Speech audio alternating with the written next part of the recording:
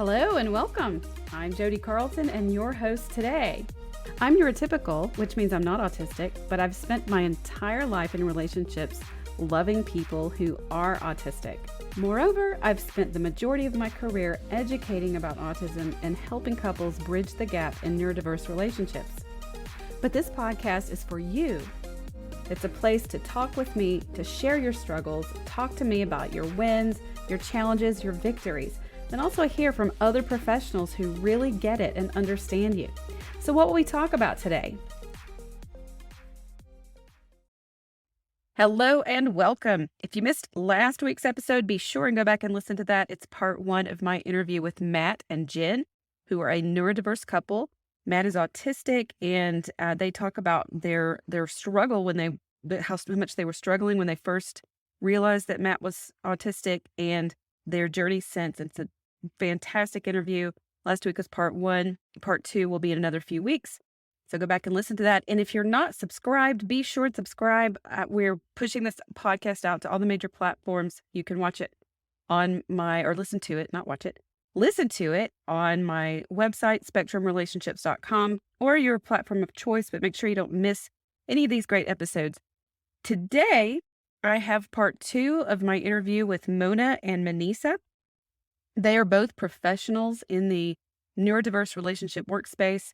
They have their own podcast, the Neurodiverse Love podcast, which has had thousands of downloads now. I've been a guest there, and I've been thrilled to have them here on this podcast. And if you missed the first episode with them, be sure and go back and listen to it. We talked a lot about, in that episode, we talked about our own personal relationships with our spouses and partners. And it was just a very good, real conversation about being in a neurodiverse relationship. And today in part two, we're going to talk about how the current therapy models can really, really cause harm to neurodiverse relationships. It's something that I see quite a bit when you guys come to me and you ask me in your Q&As on my video Q&As that I've done on YouTube in the past, in my Facebook group, or when you book consultations with me. I just hear it over and over again, and I've experienced it in my own relationship. Mona and Manecia both have experienced it themselves, and we're not bashing our colleagues at all, because we've been there as therapists ourselves, and how it's a very difficult thing to be a therapist and to not have the tools and skills to understand neurodiversity and recognize it. And also, the therapeutic models are based on the language of emotion, which is a difficult language for so many people on the spectrum. So today's episode is a conversation about that. So stay tuned and listen up. You'd been to therapists who didn't know what to do other than to talk about the theories and didn't know how. And what I see when I reflect back to all the therapies that we tried, what I know in my own training as a therapist, what I see as the common thread there is that therapy is an emotion-based process. It's the language of emotion. When you go into a therapist for couples work, it's usually, how are we feeling? What are, let's talk about our needs. Let's express our needs. And when you say that to an autistic woman, or especially guy, no offense to the dudes out there, but in the world of emotion, not to say that men don't have emotions, don't experience it, but that's more of a, we as women, that's more of our language anyway. Yeah. So you ask an autistic guy to start sharing and talking about emotions, and it's just like we're asking them to speak. And one of the analogies that I've started using recently, I love analogies, and it seems to be resonating with everybody. Is like, okay, I took French in high school, and I took a couple of semesters in college. So I know a few words. I know some basic words, and I've been watching this show lately that's in French. It's actually Astra. It's about an autistic woman. It's a really good show. But I can sort of recognize some of the words in the subtitles, but I'm not fluent. I only know a few words. And I'm like, so that's what the language of emotion is like. They know a few words and they know some of it, but they're not fluent in emotion. with autism, that's about extremes. So they're like at one extreme or the other. So we've got some people who are so fluent in emotion. And a lot of times this is our women and some men. I've seen it both ways. Really can experience those emotions, but not necessarily articulate it, which is where the language part comes in. So they're feeling the emotions, but they don't know how to translate what they're feeling into words and express it. And so you go into therapy and you ask them to start talking about their emotions, and it's just kind of like, I don't know. I, Yeah. it, Well, I think that's really important. And something happened during one of our therapy sessions. Like I said, we went to 3 therapists and they were all male, 3 in person and then 1 online. So we actually went to 4. But during one of our sessions, my ex said to the therapist, living with Mona is like being in a minefield. I never know what's going to set her off. And he was very very kind of stoic when he said that. Of course, I started crying. I'm like, this is the first time in 30 years I'm hearing this. And now a therapist who had expertise in ASD would have probably talked about what specifically is setting you off, Mona. And instead, it was all about my ex feeling the way that he did about me getting emotional. And so it became all my fault. And now looking back through a neurodiverse lens, I was getting so emotional because our communication was so challenged. One of the things that I've shared on the podcast is my ex didn't answer texts during the day because when he was at work, he compartmentalized. He needed to focus on work. And he said to me, if you absolutely need to reach me, he said, put a text or send me a text that says 911. And I thought to myself, that isn't even logical. 911 is, you call 911 for an emergency. But now looking back, I realize he knew that he had to answer me if I said 911 in a text. In his head, that was an emergency. So if a therapist who understood ASD and neurodiverse relationships had heard that I would get upset and I would get angry because he didn't respond to my text and that I had to say 911 for him to respond, it would have said, how can we, communicate during the day in a different way? Maybe we set up a schedule that we talk, at lunchtime and then again at 5 o'clock or something. So we wouldn't have had that communication crisis. And then I wouldn't have screamed because he didn't respond to my text. And those kind of things that I know, Jodi, if we'd come to you, you would have helped us create a different way of communicating. We would have hopefully reduced so much unintentional pain and hurt. And that's why I think the right therapist is critical. And what you said about understanding behaviors, even if somebody doesn't have experience with autism, but they have experience with helping people change their behaviors through changes in the strategies they use in their relationship, I think that can make a big difference too. A big yeah, difference. Yeah. yeah. Oh gosh, what you were talking about the focus on your emotions, I can relate to that a lot in terms of the therapy that we got because I actually see this when couples come to me because the neurotypical partner is used to the focus being on those emotions, and there's some trauma there usually, and there's fear. There's fear. Both partners are usually fearful. Absolutely. There's fear that I'm gonna focus on the neurotypical partner's emotionality, and then the autistic partner is fearful that I'm gonna focus on their autism as being the problem.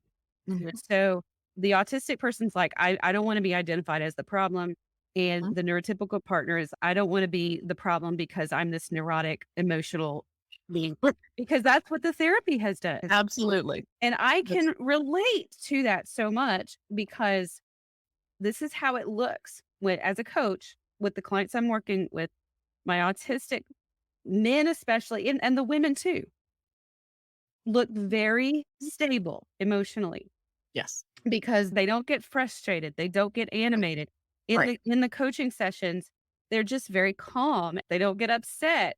The neurotypical partner starts to get upset and triggered and angry and Cry and scream. Yeah. yes. And the autistic partner's like, this is what I live with. You Yeah, know, this is the crazy over here. Yeah. this is what I live with. I've seen that so many times now and I've lived it too. But when I was living it myself, it really did become about me, and I did feel crazy, and I Mhm. did feel like, "Oh my god," what ugh, it felt like I could I was losing my mind, but, I remember a couple of situations where my ex-husband had done something that was really, really like, there was a safety awareness issue, and he had done something that was very unsafe. Mhm. And it had terrified me. And our daughter, who was an infant at the time, her safety was at risk, my safety was at risk. And the therapist was walking us through this situation, and he acknowledged that it was unsafe. And I had been so fearful and had had a very fearful response to it. And he acknowledged that it was unsafe. And so she asked him, of course, she was not neurodiverse aware. And we didn't know, he was on the spectrum. And she asked him, "What would you do differently next time?" And I remember that he said, "Well, given the situation, I would do the exact same thing." Mhm. And I remember she just was like, and I was just like, yeah, we both just were floored.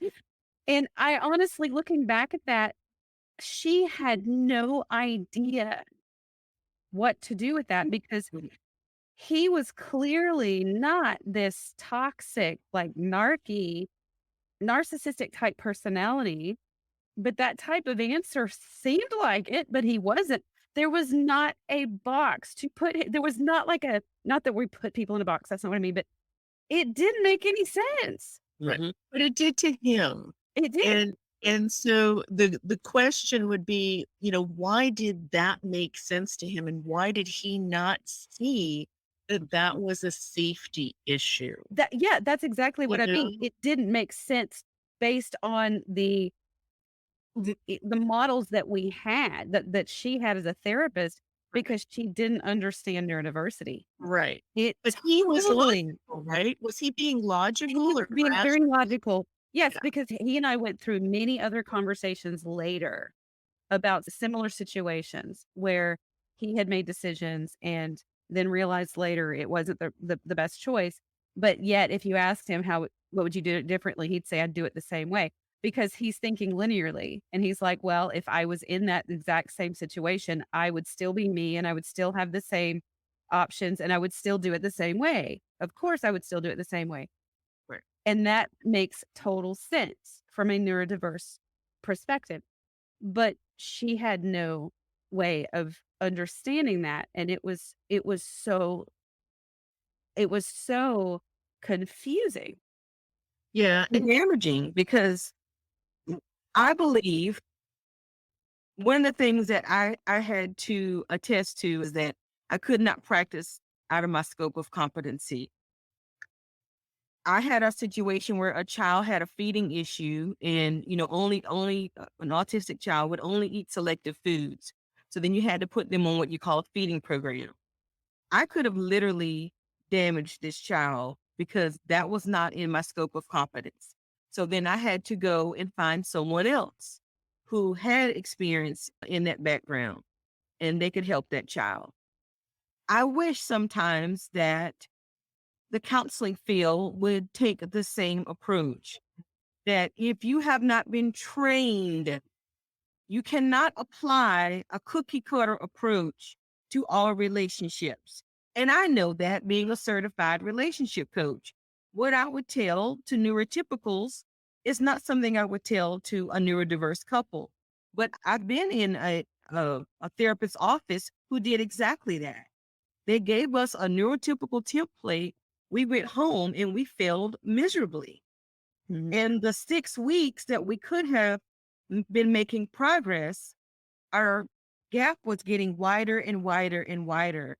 And if there is anyone, I'll just go out there on the limb and say it, who was listening, who is practicing in this field, these are real people with real lives.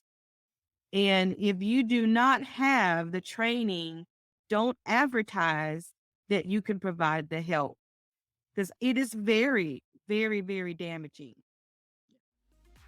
Maybe you're here today because you suspect your partner is autistic, or maybe you're autistic yourself, or maybe you just don't know, and you don't really know what to do next. And that's exactly what my basic consultation is for. I do offer assessments for individuals and couples, but if you're not ready for all of that, you can book a consultation appointment with me and we'll talk about your current situation, whether that's a relationship you're in, or if you're dating and single and don't really understand why your relationships don't ever work out, or maybe you can't even get them started. We'll talk about all of that. So book a basic consultation appointment with me today and we'll get you some clarity. The link is in the description. I can't back that up enough. And honestly, all three of us have lived it. And I'm not going to say that you have to live it in order to really be able to help people. I know that it's certainly been a huge part of my training. Being on the front line, being in it has helped me a lot. But I do believe that you can learn to help people without having lived it. But I agree with Manecia that if you've just read a book, or you've known, you've had a friend whose kid was autistic, or and we're not here to judge the therapeutic community because we're part of it. We're here to support you. We are here to support you. I have colleagues actually reaching out to me regularly. I have people contacting me on LinkedIn and on Facebook and emailing me and sending clients to me or asking me. And I tell my colleagues constantly, if you need to consult with me, let's get on a Zoom call. And I do. I have people will get on calls and I'll walk them through working with clients that they have. And I would much rather them do that than just go at it alone, because there's not enough of us out there. There are not enough of those of us who really understand neurodiverse relationships out there. And that's why you guys have your podcast. It's why I have so many free resources, my YouTube channel, the podcast of my own. There's just so much available that we've got. The AA&E, again, like Mona was saying, is a great resource. Reach out and try to get that training, because I also want to emphasize that neurodiverse relationships are possible. And it is very possible for people to have fulfilling relationships. Manecia, you're still married. Yay. And a grandma. Mona and I are not, but somebody has asked me, I've been asked this several times, if I would date someone who's autistic. And I absolutely would. I would. I absolutely would. As a matter of fact, autism is so much a part of my world. I'm not sure I would know how to be with someone difficult, to be honest. Amen. I'm with you. I think every person that I have been with for more than one date is either autistic or has many, many, many, many autistic traits. Yeah, same. Yeah, and they're very much an autistic profile. And I think, well, two of the men that I have dated, they have children who are autistic. And Same here. that's really interesting that a lot of folks are finding out that they are probably autistic because their children are being diagnosed.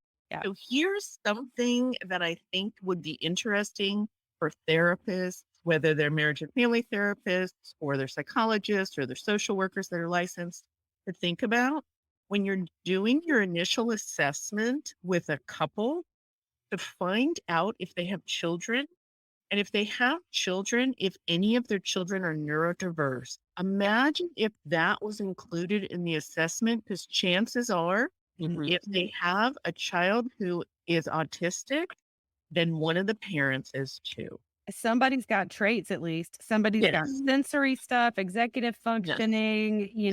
There's at least going to be some traits there. And that is absolutely one of the gateways of, that's why people find their way to me, for sure. I even have grandparents that are retiring and their grandchildren are being diagnosed. I do agree with you. That's a question to go on to the assessments. Do you have any children who've been diagnosed with, and even just learning disabilities, what kind of learning, are there sensory, executive functioning, ADHD? Because there's a lot of, those are kind of the first diagnoses. that a child may get Mhm. before they get diagnosed as autistic. I know.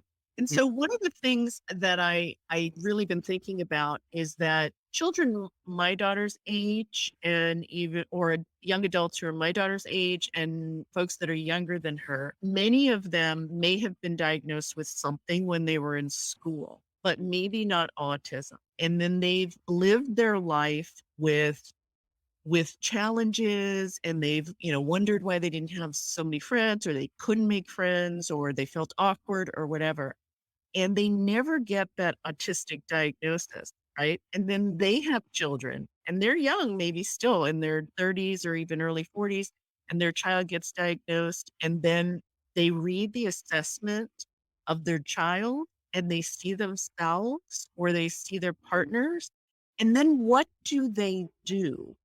That's one of the reasons that I started Neurodiverse Love. And Jodi, you're on the website, and of course, people can go to the podcast and they can hear your episode. But now I probably have maybe 15 different folks who've been on the podcast who were therapists, coaches, or counselors, and people can go and listen to their episode and they can hear how they, feel about neurodiversity and the work they do, and then they can go and reach out to them for help.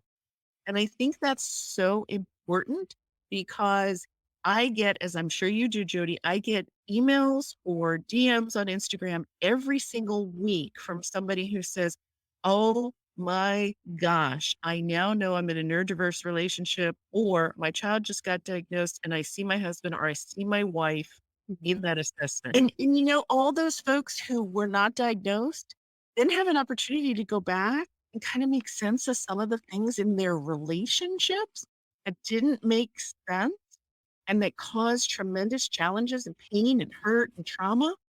But, Yeah. There's like multiple almost trajectories that people have to go through sometimes. They're going for counseling for their relationship with their romantic partner, and then their child may be going for services or therapy. And then the person who's diagnosed or undiagnosed but feels they have autistic traits or they're on the spectrum, then they may want to go for counseling or coaching. Yeah. There's a lot that needs to be addressed for a lot of folks that are, in neurodiverse relationships or find out they're neurodiverse. You're right. And it's such a process of those aha moments, and Yep. then the help and the deprogramming and the processing of, oh, that's, the realizing, putting it all together of this is what this has been, and that's what that was. And I still have those moments still.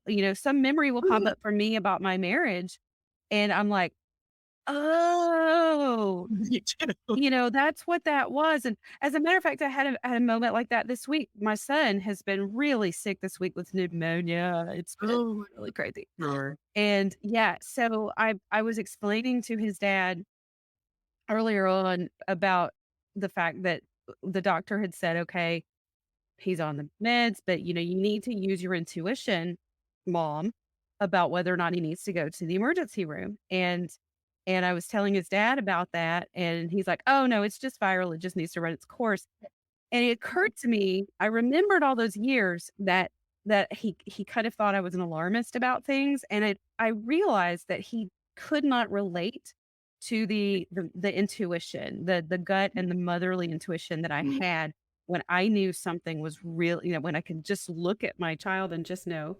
That was a moment for me where I was like, he wasn't trying to minimize me or diminish me. He just literally didn't have that. That was kind of his theory of mind Right. deficit, where he couldn't even recognize how sick our kids were at times. He was just kind of going through, well, it's a virus, it needs to run its course. And that was a struggle for him. And I had that aha moment this week. I'm like, Interesting. that was all those years. But you were talking about the assessments, and I actually do this really cool assessment for folks. So I can do a neurodiversity assessment if somebody wants to know, hey, am I on the spectrum? And what I do, it's all for personal use only because of licensure laws. I can't like give people a clinical diagnosis. Yes, I'm trained. Yes, I'm qualified, but I'm not licensed in every single state in the United States. Right. Right. That would be prohibited.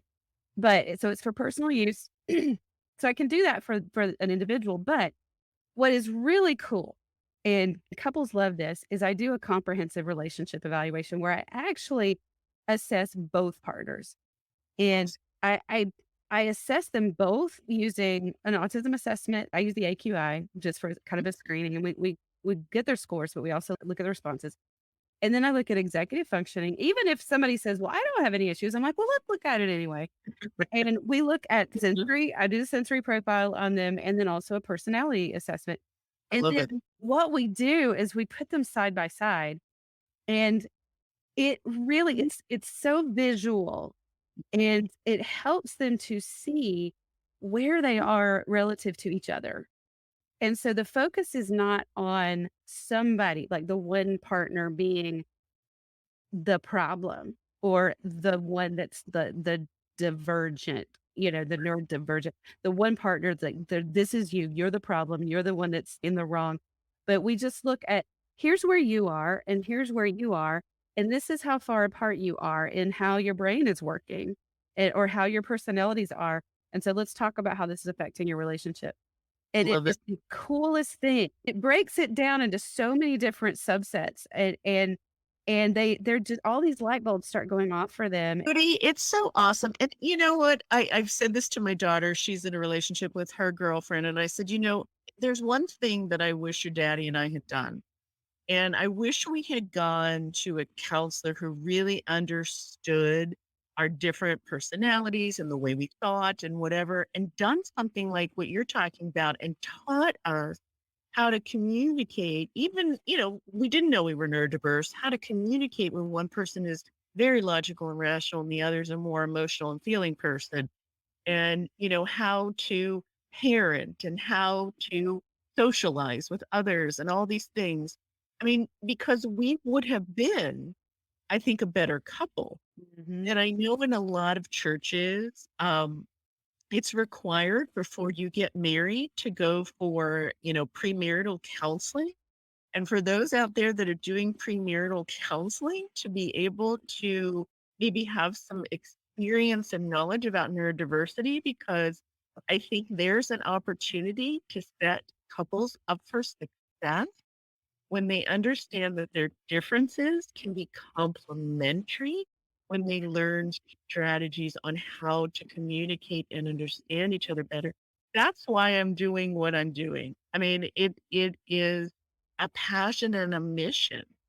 There are too many couples that are struggling. So that concludes part 2 of my interview with Mona and Manecia, and I so appreciate them being here today. And I want to add that if you are one of those couples that's really struggling, or if you're an individual partner, maybe you are autistic or you're not sure, or you're a neurotypical partner and you think your partner is autistic, or you don't have to do this alone anymore. I have resources for you in my program. Visit us online at spectrumrelationships.com. Visit my YouTube channel, Neurodiverse Relationship Coach, or just Google my name, Jodi Carlton, to find all of my videos there. At the time of this recording, I think there's close to 80 videos there. But I also have a video library that you can access as well that has even more, close to 100 coaching videos and training videos about neurodiverse relationships that so many people have just found to be a valuable resource. You can also apply for direct coaching with me. And the best way to start with that is through a consultation. And that's where we'll talk about what's going on with you and the questions you have, and the best options that I have available for you. And the methods that I use as a coach are very different than what you've experienced in counseling. I use a very different approach and different modalities that actually work for neurodiverse couples. So if you're interested in that, just visit me online, choose the option to book an appointment, and then select the option to book a consultation. And if you have any questions at all, you can contact us through our contact form on the page. There's a number there that you can text. You can email us. Lots of ways to get in touch with us. You can even call and leave a message, and my support team will get back to you. Thanks for tuning in, and be sure to subscribe so that you won't miss any of these podcast episodes. We have some really great interviews coming up that we've already recorded with some neurodiverse folks and neurotypical partners. And if you would like to be a guest on the podcast, be sure to click the link in the description of this podcast to fill out the form to let us know that you're interested, and my support team will be in touch with you soon. Until next time.